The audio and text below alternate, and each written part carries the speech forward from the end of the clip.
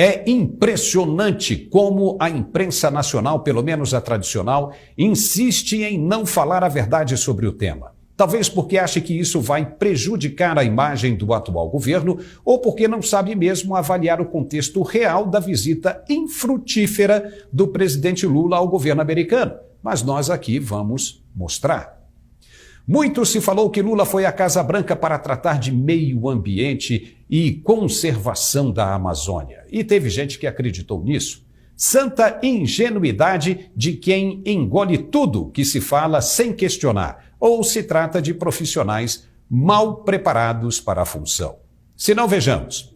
Você acha mesmo que o mundo pegando fogo, como está, com os Estados Unidos destruindo balões espiões da China todos os dias dentro de seu espaço aéreo e uma ameaça real de guerra nuclear, o presidente Biden vai tratar de meio ambiente com o presidente Lula? Só se ele vivesse em dois universos paralelos, um real, do pau quebrando para todo lado, e outro de flores e retórica de oxigênio para o mundo. Claro que não. Primeiro que Lula não se encontrou com Biden por iniciativa própria.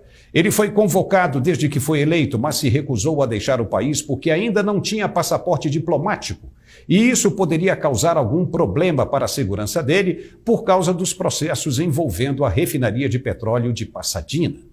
Segundo, porque tinha de explicar direitinho esse negócio de criar uma moeda única para a América Latina, o que poderia causar um problema de ordem irreparável para o comércio que já existe entre os países da região em moeda americana.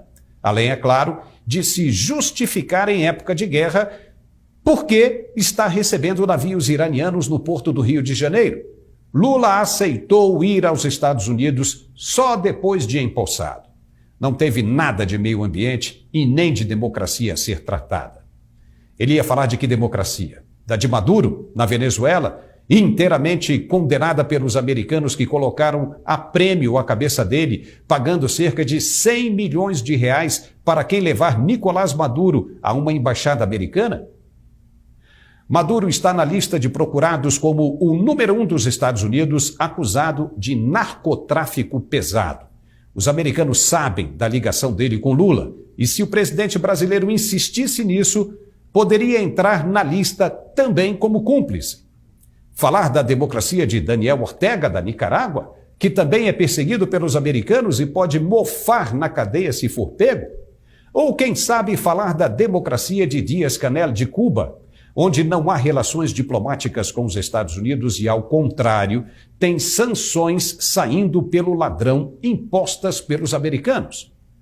Será que Lula sonhou mesmo em acabar com tudo isso tomando uma cervejinha num bar com Biden? Ele até queria falar e foi aconselhado a ficar calado para que as consequências não respingassem nele. O tema principal da conversa foi a guerra entre as superpotências, que terá como origem a invasão da Rússia na Ucrânia. Lula até tentou argumentar, sugerindo que pudesse acabar com o conflito montando uma comissão de países neutros para negociar as condições, sendo que a Ucrânia parasse de se defender e a Rússia parasse de atacar. Joe Biden disse na lata dele: não há plano nenhum sobre a Ucrânia se a Ucrânia não estiver envolvida. Ponto.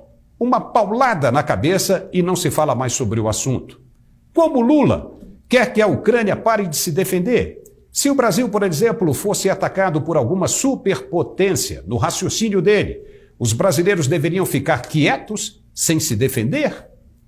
Passou vergonha e ouviu uma cobrança que ele ficou de analisar e responder depois. Esperamos que ainda dê tempo e ele tome a posição correta.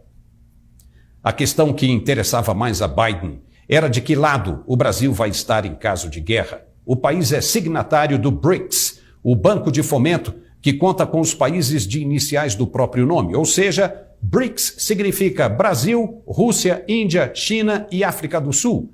Está aí o lado do Brasil. Biden quis saber se era mesmo isso. Salve o vídeo e baixe o Quai para assistir a mais vídeos deste criador.